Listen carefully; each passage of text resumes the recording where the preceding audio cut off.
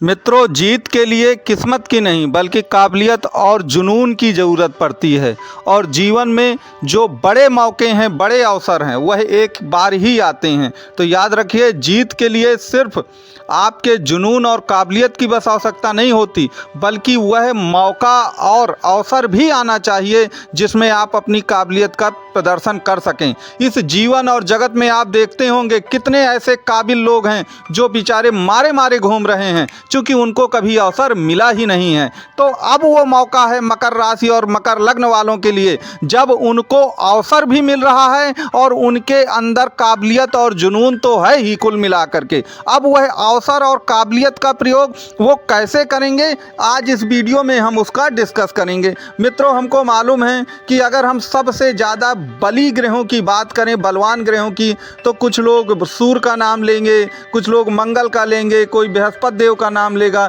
लेकिन वास्तव में आप जानते हैं कि सबसे ज़्यादा बलवान ग्रह कौन है?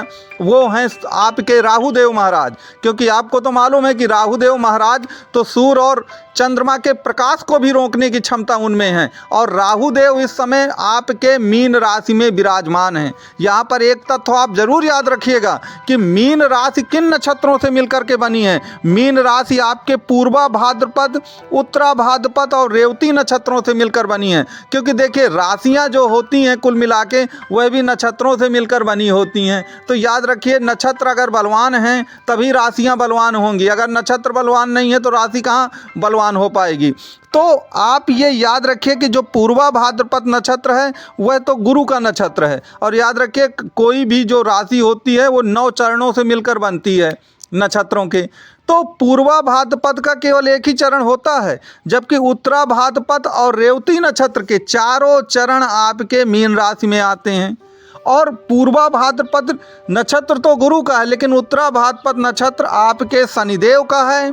और रेवती नक्षत्र जो है वह आपकी कुंडली में बुध महाराज का होता है। और आपको मालूम है, जो आप ये डायग्राम देख रहे हैं, कि जो मकर राशि के लोग हैं या मकर लग्न के लोग हैं, उनमें योगकारी ग्रह कौन से होते हैं? लग्नेश तो हमेशा योगकारी ग्रह होता है, और दूसरा योगकारी ग्रह होता है बुध, जो कि आपकी किस्मत का स्वामी है। और राहु देव किसके नक्षत्र में है इस समय? रेवती नक्षत्र में ही चल रहे हैं। तो याद रखिए, जब आपको किस्मत का साथ मिलता है ना, तो आप जीवन में कुछ भी कर जाते हैं। मैंने इसीलिए कहा कि काबिलियत से कुछ नहीं हो पाता है, जुनून से भी कुछ नहीं जल्दी होने वाला। उसके लिए किस्मत का साथ भी आपको चाहिए ज़रूर।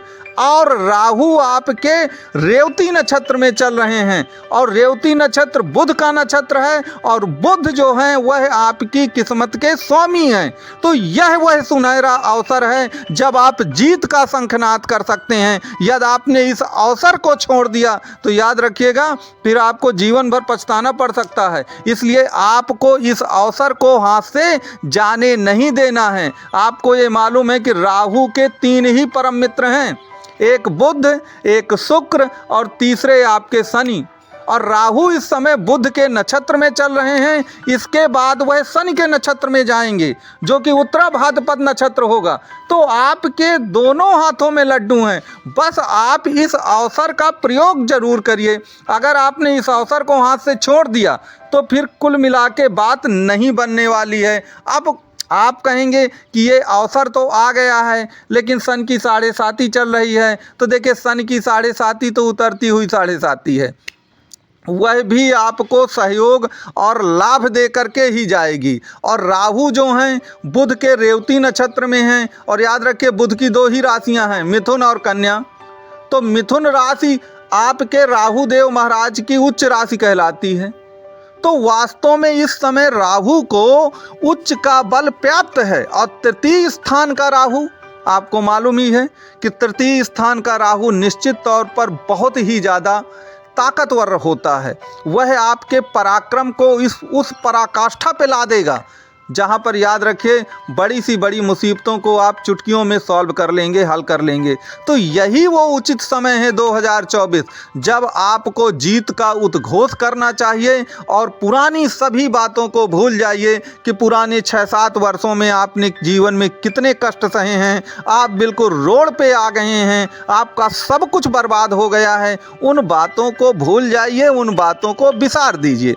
अब यहाँ पर एक बात और याद रखिएगा कि कुंडली को हमेशा 360 व्यू जो होता है उस पे देखिए, कुल मिलाकर होलिस्टिक व्यू देखिए। अब आप ये देखिए कि आपकी जन्म कुंडली में राहु कहाँ बैठे। अगर आपकी जन्म कुंडली में राहु कुल मिलाकर के 12वें भाव पर नहीं बैठे, अन्य किसी भाव पर बैठे हैं, तो याद रखिए आप जीत का शंखनाद करिए, जीत का उद्घोष करिए। क्योंकि 12वें भाव का जो राहु है वही थोड़ा दिक्कत पैदा करेगा जिनके 12वें भाव पर है। किन किन लोगों के 12वें भाव पर है वह मुझको कमेंट बॉक्स में या व्हाट्सअप नंबर पे ज़रूर लिख करके ज़रूर बताइएगा। अब वीडियो अब तक पसंद आ रहा हो तो वीडियो को लाइक शेयर सब्सक्राइब ज़रूर करिएगा। तो 12वें भाव का राहु अगर आपकी कुंडली में है तो मैं आपको एक सूत्र बताता हूँ, वह भी आपको बहुत ज़्यादा सफलता देगा। देखिए 12वां भाव कुंडली का सबसे दूर भाव है, क्योंकि कुंडली में 12 भाव होते हैं तो 12वां भाव सबसे दूरस्थ भाव होगा, सबसे दूरी का भाव। तो और सबसे दूरी का तात्पर्य क्या है, विदेश स्थान। तो अगर आपका राहु 12वें भाव पे है तो विदेश से संबंधित कोई भी कार्य आप करेंगे, चाहे विदेशों में रह करके करें या यहाँ भारत में रह करके वो काम करें जो विदेशों से संबंधित हो, तो वह राहु भी आपके लिए 2024 में जीत का ही शंखनाद और उद्घोष करके ही रहेगा। इसलिए अगर 12वें भाव में भी है तो आपको थोड़ा सा राहु को मॉडिफाई कर लेना है, बाकी आपको कुल मिला के कोई दिक्कत नहीं होने वाली है। तो मेरे कहने का तात्पर्य यही है कि राहु की जो पोजीशन है नक्षत्रबाई और कुल मिलाकर जिस भाव में आप वो बैठे हैं, निश्चित तौर पर इतना स्वर्णिम जो गोल्डन चांस है वह आपके जीवन में फिर आगे नहीं आने वाला है। तो आप ये जो चांस आपको मिला हुआ है उसका भरपूर लाभ उठाइए। अभी राहु 27 डिग्री के आसपास हैं, आगे जब वो युवावस्था में आएंगे तो निश्चित तौर पर आपको लाभ प्रदान करेंगे। तो मित्रों, आपको ये वीडियो जरूर कैसा लगा कमेंट बॉक्स में ज़रूर बताइएगा। जय सिया राम।